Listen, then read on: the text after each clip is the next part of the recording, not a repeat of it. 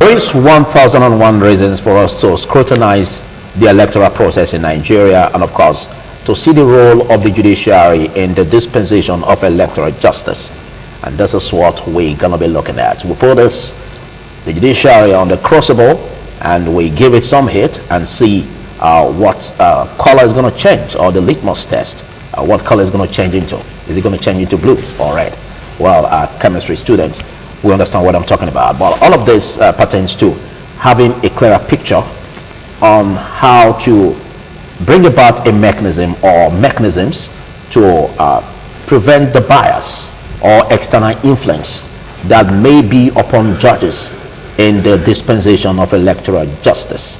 And discussing this with me, starting from my immediate left, I have the former SSA to the governor of Edo State, strictly, like I always say, on legal matters. And he is also a notary public of Nigeria, and he is a human rights lawyer.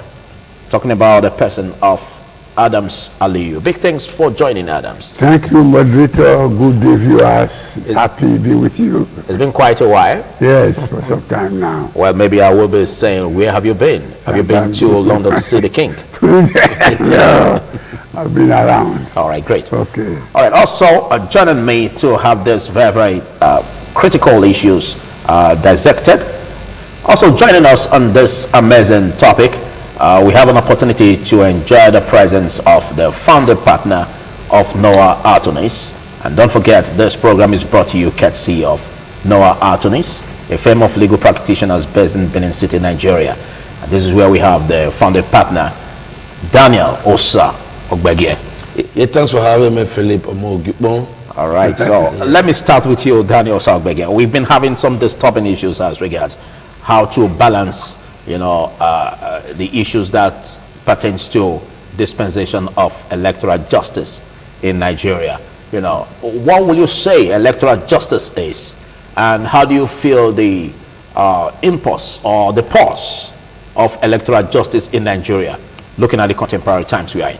Electoral justice is when the judiciary steps in to correct the mistake or the error, if you like, of INEC.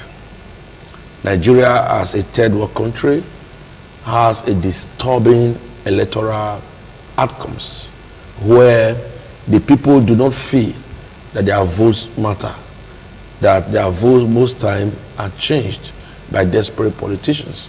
So what the court ought to do is to step in and look at it, and look at our electoral jurisprudence and be able to say whether the petitioner was right or wrong, in terms of their petitions to the tribunal. All right. So that is what it is. And the second arm of your question, whether how do the people really feel about electoral justice? The people feel that the courts or judiciary is not too different from INEC, that they have allowed themselves to be manipulated by politicians, especially those in the executive, to bring down very disturbing outcomes of election petition. Okay.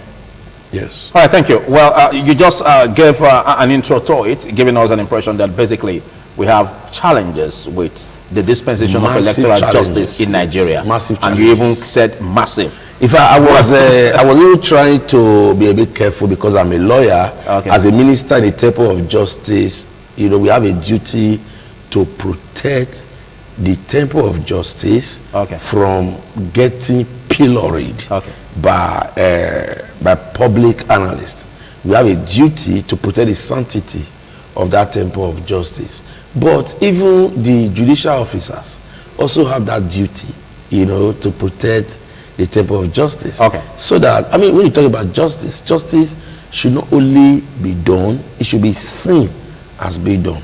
So when the preponderance of people are saying or have the opinion that there are always massive perversions of justice in our election petition tribunals and appeals, then it becomes disturbing Okay. for a lawyer like me. All right, we'll continue from where you left off, but let's quickly get the perspectives of the legal practitioner also with us, who has a very tall experience in his history, you know, in the dispensation of the electoral justice that we're looking about. He is a constitutional lawyer.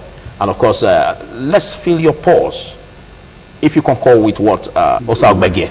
Now, the judiciary is one of the three arms of governments. Executive on one hand, legislature on the other hand, and the judiciary. They are inter pares, they are independent in their own spheres. And the judiciary is not only to adjudicate over electoral matters, omnibus matters, domestic, marriage, labor, employer, employee, misdemeanor, fraud, etc. They all come before the judiciary. And we should expect the judiciary to work freely. We should not be speculative, presumptive, always parochial, foretelling that such and such will be the judgment by the court.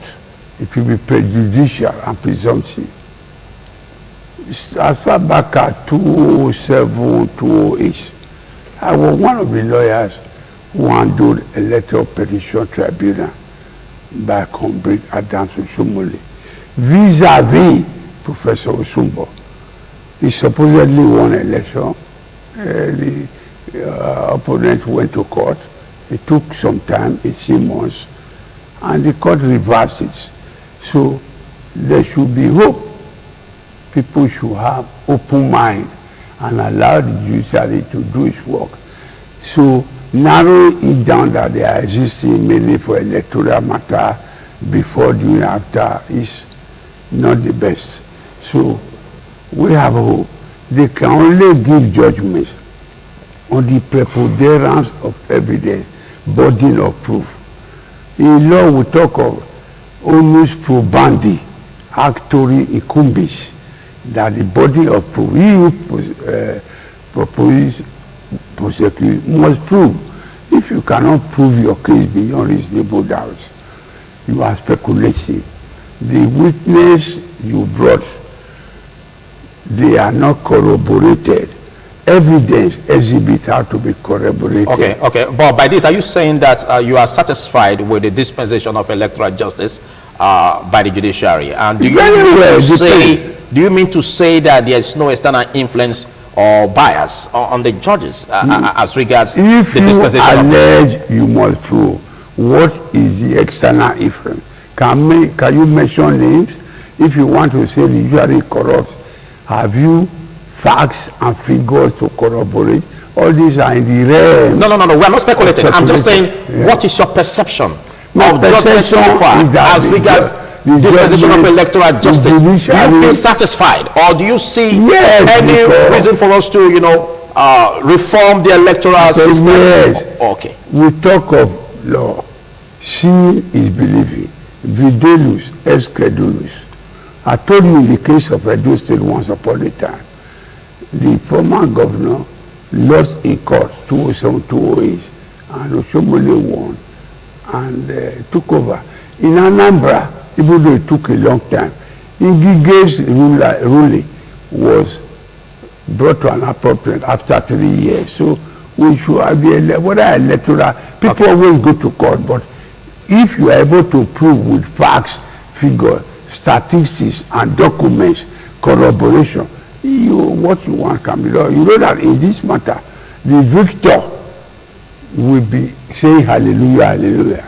The vanquished will be saying that there was subterranean preparation. So that's always. But let's leave the judge, the justice, the judiciary to do its own job with facts and figures. This is quite an interesting and a very sensitive topic, and basically the reason why we have two legal practitioners to look at this area, as regards dispensation of electoral justice. And just to let you know, in case you're just coming across this program, it's Law and You, and my name is Philip Omo-Gyupo, and I've been on the topic as regards the dispensation of the electoral justice by the judiciary, and how we can bring some breadth and life to it in order to better it.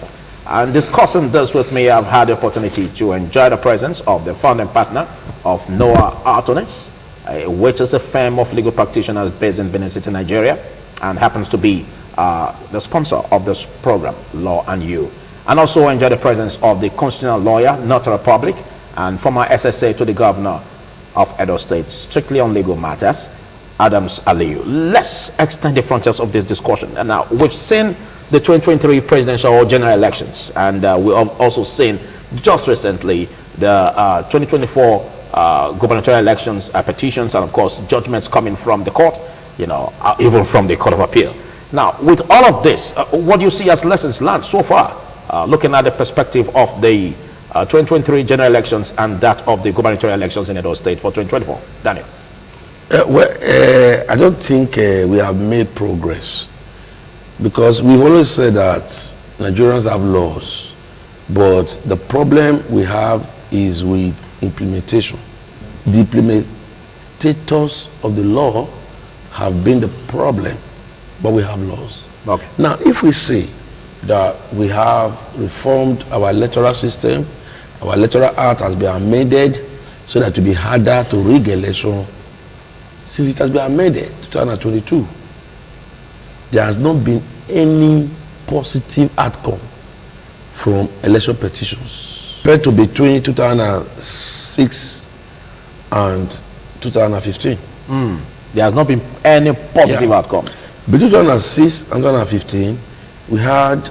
Will it be fair enough to say that there have not been any positive outcome? Yeah, that's what I want to say. Okay. Now, between 2006 and 2015, we had, I think, 5 or 6 sources in election petition in Nigeria. We had sources with Peter Obi around 2006 or thereabout. We had success with Adam Shomole in 2008, 2007, 2008. Yeah. Both at the Tribunal and Court of Appeal. Yeah. We had success with Arigbe Sola in Osun State. There was success with Ekiti State.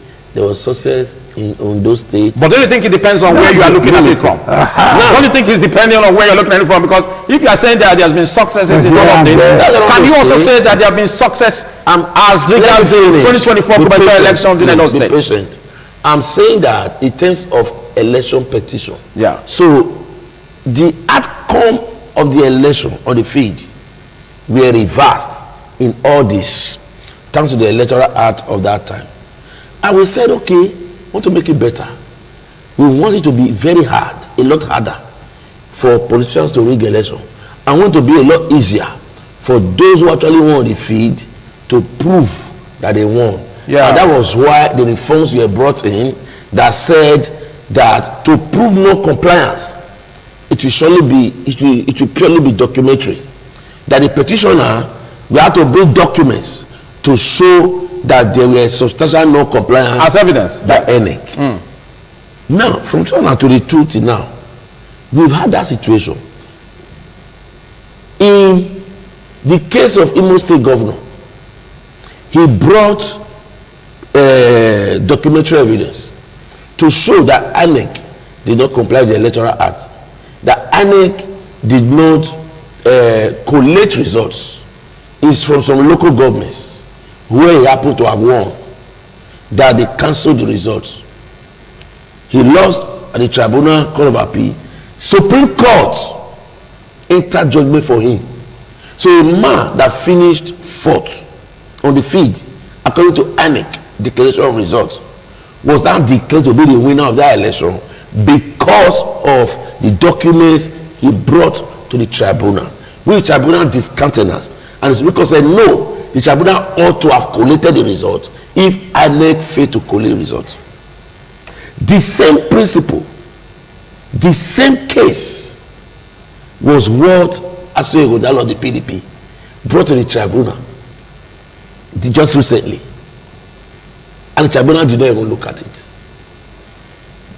Say that in a place in Ubaga, out of 77 units, only 76. I mean, out of 77 units, only 1 unit was collated. Okay, there are 76 other units. Excuse me. Okay. There are 76 other units were not collated. Okay. But the tribunal discrepancy didn't want to look at it. Exactly why I said it depends on where you are talking about. Documents. They also brought documents. They also you allowed them to speak. You allowed them to speak. Now we also said, according to Aso Egodalo, that there were overvoting in certain places. The court did also look at it. They said that they did not bring witnesses to come and prove their case. Witnesses, those documents were admitted by the tribunal. Okay, you see this as loopholes. You see this as loopholes. You see this as loopholes. The 2022 Electoral Act clearly stated. Okay, thank you. That you proceed to prove by documents. Okay, let's get your perspective. Not by eyewitness accounts. Thank you. Let's get your perspective. React to that. Another person contributes now. React to that, Adams Aliyu. He brought Adams Aliyu has the floor. All we're about is to have a situation where judgments from the court does not upturn that mandate that the people have given. So, what do you see all of this, and how do you react to what he said? The prosecution in this time, the petitioner, first they allege that the election was not conducted vis-a-vis the Electoral Act 2022. INEC came up to debunk that this election was conducted via the Electoral Act. Did they bring evidence to debunk that? One. Then two, it is true they brought monumental exhibits. But in law, corroboration is a sine qua non. Those exhibits, evidence have to be corroborated. The Electoral Act doesn't talk about that. The Electoral Act said, bring the documents to court, and the court will look at it. Adams Aliyu has the floor. So make your reactions to that. Corroboration now. Police agents, supervisors, they were not brought to court. No, the document will speak for itself. By virtue of the Electoral Act 2022. My point. The document ought to speak for itself. Adams Aliyu, and that was the case. React to that. React to that as it applies to documentary evidence. My colleague here will be documentary evidence. Don't talk about corroboration. There's no place for corroboration. Adams Aliyu has the floor. Please, Adams Aliyu has the floor. Can you please ventilate? Is that why you will be interjecting me? So you don't. No, you were the one interjecting me. I allowed you to speak when you were talking. You did. I did not allow the majority to stop me. Adams Aliyu, you have the floor. Can you please speak about the documentary evidence? I'm not allowed and how it applies. I'm being interjected at every sentence and phrase. No speak. Corroboration is very important. Yeah. The police agent, police officers, they were not around as witnesses. LCBs cannot speak for itself. You are talking of res ipsa loquitur, that the documents speak for themselves, but corroboration is very important. And not only that, the judiciary is unbiased. It was not there when the voting started or continued.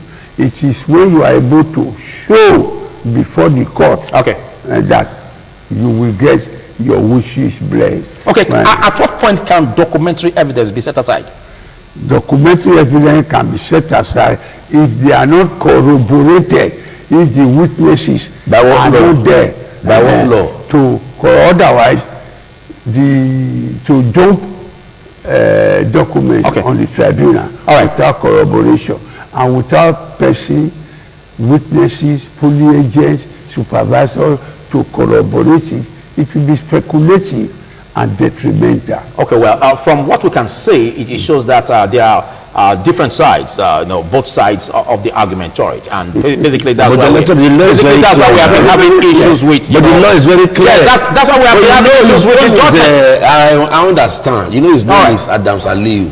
So he has a relationship with Oshomole, the former governor. Okay. So I think that's the reason. Just to let you know, we take a short break after we continue on this. So we are very start.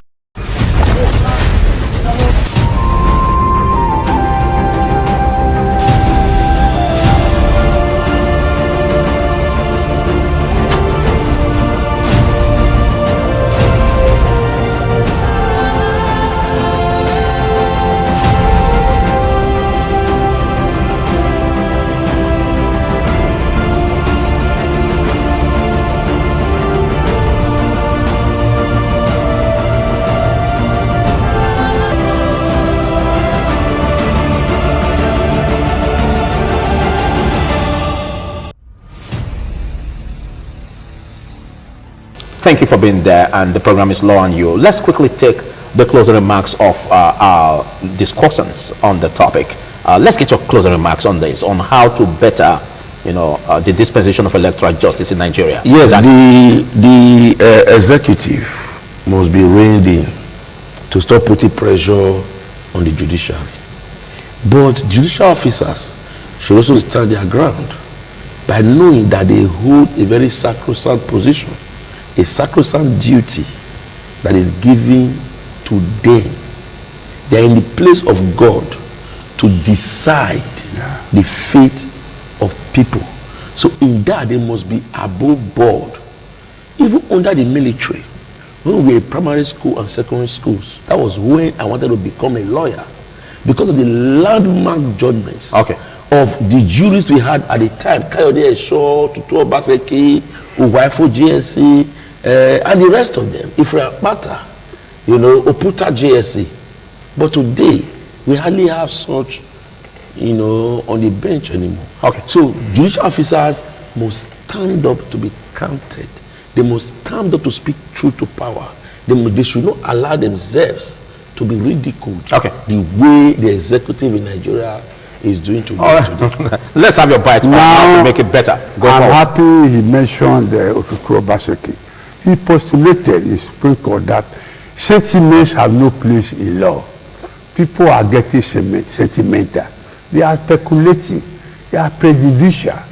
Parochial. Everyone is a clairvoyant and a soothsayer, saying that this is how the case will go when it goes wrong. Whereas the judiciary, the judges were not there. They can only depend on what you present before them.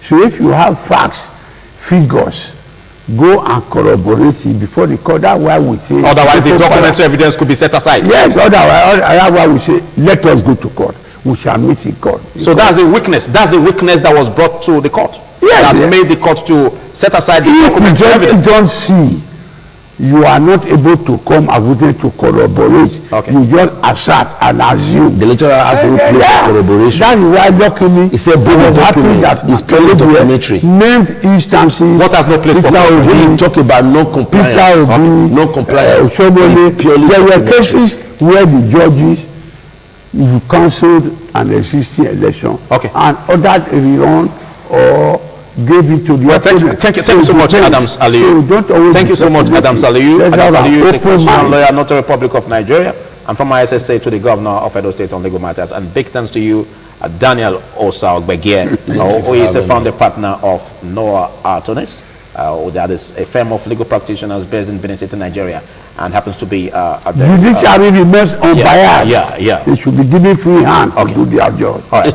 We'll see you same time next week when on a episode on Law and You. Law Law and You is brought to you courtesy of Noah Attorneys based in